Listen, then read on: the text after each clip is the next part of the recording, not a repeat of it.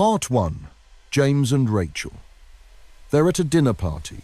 It's Friday night. James and Rachel have been together for 3 years. They're at their friends Mike and Sarah's house. 6 couples around a long dining table. Wine glasses catching candlelight. The kind of evening that's supposed to be pleasant, easy, fun. The conversation turns to career moves. Mike just got promoted. Sarah's talking about her new consulting gig. Everyone's sharing wins. James starts to answer. Yeah, actually, I just landed a... Rachel cuts him off. Her voice sharp enough to slice through the conversation. Oh, James wouldn't know about career ambition. He's not exactly climbing any ladders. The table goes quiet. That kind of quiet where everyone suddenly becomes very interested in their wine glasses. Someone coughs. Someone else laughs nervously, trying to smooth it over. James feels it immediately. That heat rising in his chest. Anger. Embarrassment. The urge to fire back. To say something cutting.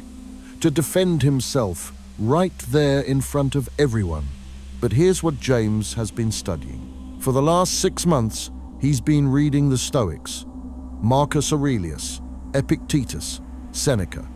And he's been trying to apply it, really apply it.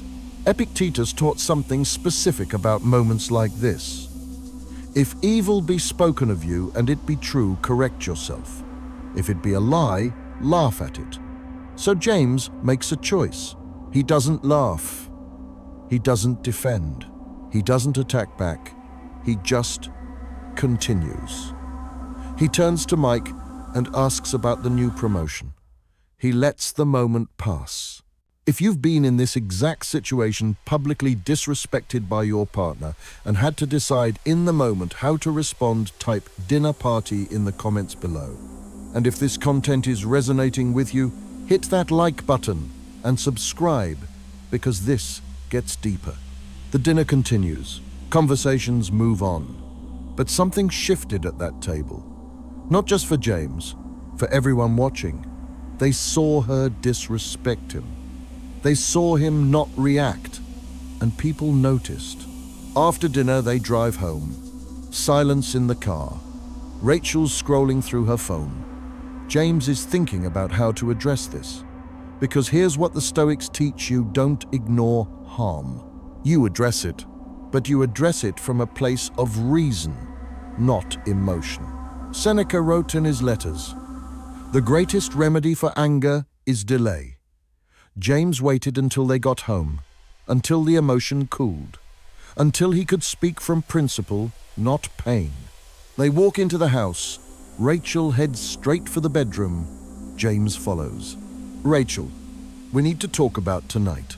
She doesn't even look up from her phone. "What about it?" "What you said at dinner, about me not being ambitious. That felt disrespectful." Here's what James is doing. He's stating a fact, not "you disrespected me." That's an accusation that starts a fight. He's saying, "That felt disrespectful." He's owning his interpretation while setting a boundary. This is straight from Marcus Aurelius. You have power over your mind, not outside events. Realize this, and you will find strength. James controlled what he could control: his response. He can't control whether she meant it. He can't control whether she apologizes. He can only control stating his boundary clearly. Rachel finally looks up. "God, James, it was a joke. Everyone else thought it was funny. I didn't think it was funny. And I'm asking you not to talk about me that way in front of other people." She rolls her eyes. "You're being too sensitive. This is why I said what I said. You can't even take a joke." And there it is, the deflection. The blame shift. Instead of acknowledging his boundary, she's making it about his weakness, his sensitivity, his failure. If you've heard "you're too sensitive" when you tried to set a boundary, type "too sensitive" in the comments. Hit that like button if you're following along. You're not alone in this. James feels the anger rising again, the urge to argue, to prove he's not too sensitive, to defend himself.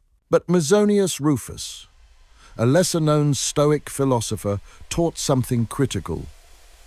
It is not possible to live well today unless you treat it as your last day. James treated that moment as important, because it was. This wasn't about a joke. This was about respect, about how they treat each other, about whether his boundaries mattered. He spoke again calmly. I'm not asking you to agree that it was hurtful. I'm telling you it was hurtful to me, and I need you to respect that. Rachel exhaled sharply. Fine, whatever. I won't make jokes anymore. Happy? She walked out of the room.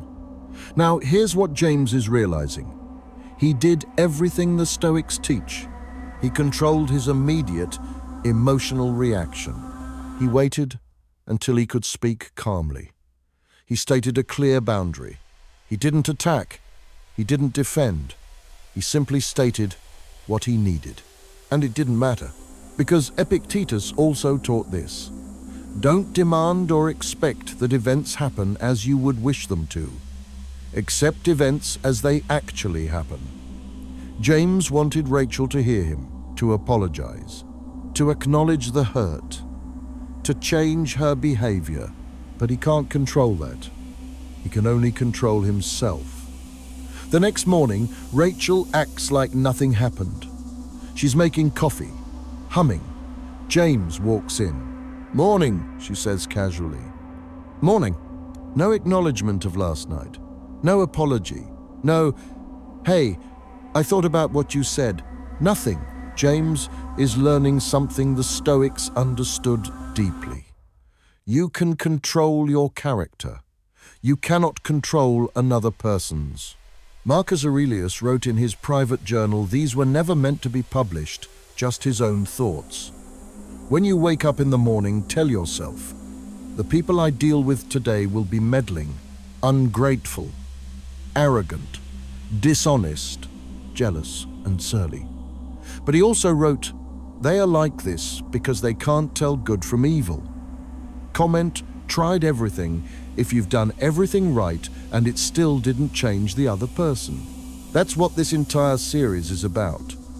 And make sure you're subscribed, because part 2 reveals what happens when patterns become undeniable. A week passes, James watches. He's applying Stoic principles daily, controlling his reactions, choosing his responses, not engaging in arguments. And Rachel, she's testing him. At the grocery store, can you not take forever? People are staring at his mum's house. Your mother is so overbearing. I don't know how you deal with her. In the car, you drive like you're scared of the road. Small cuts, little jabs, testing whether he'll react, testing whether his boundaries are real. James doesn't take the bait. He responds calmly.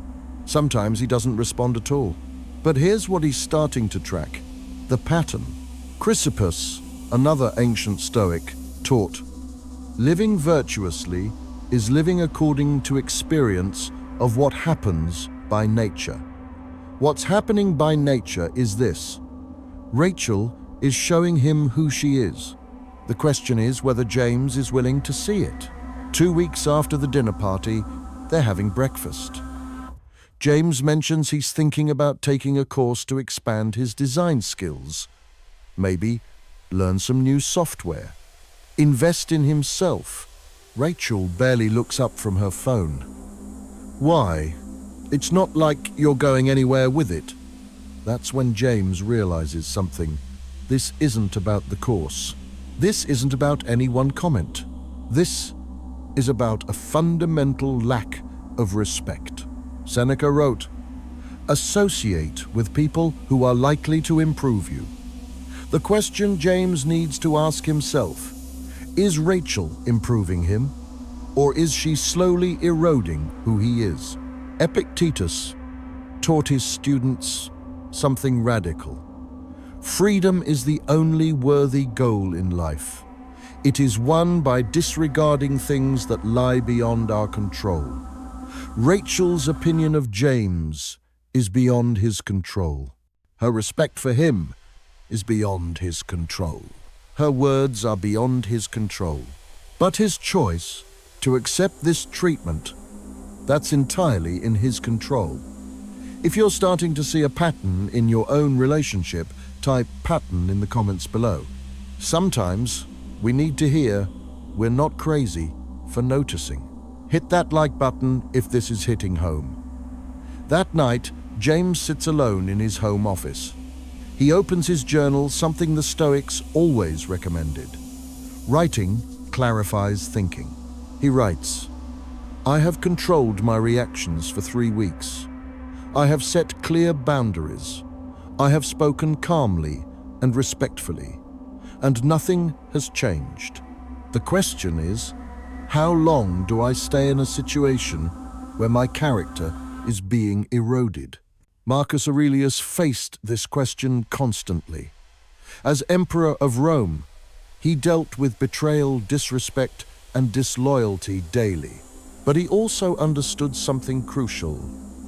The best revenge is to be unlike him who performed the injury. James isn't looking for revenge. He's looking for respect. And he's starting to understand that you can't stoic your way into being respected by someone who's chosen not to respect you. The Stoics never taught doormat philosophy. They taught virtue, strength, self-respect. And sometimes self-respect means walking away, but James isn't ready yet. He's going to give this more time. He's going to keep applying the principles. Because maybe, just maybe, his consistency will create change. Spoiler alert, it won't. This is part 1. In part 2, we're going to watch the pattern escalate. We're going to see James apply even more Stoic wisdom, and we're going to see Rachel's true character emerge. If you want to see what happens next, hit that subscribe button, smash the like button, and type part 2 in the comments to let me know you're invested in this story. Part 2 drops soon.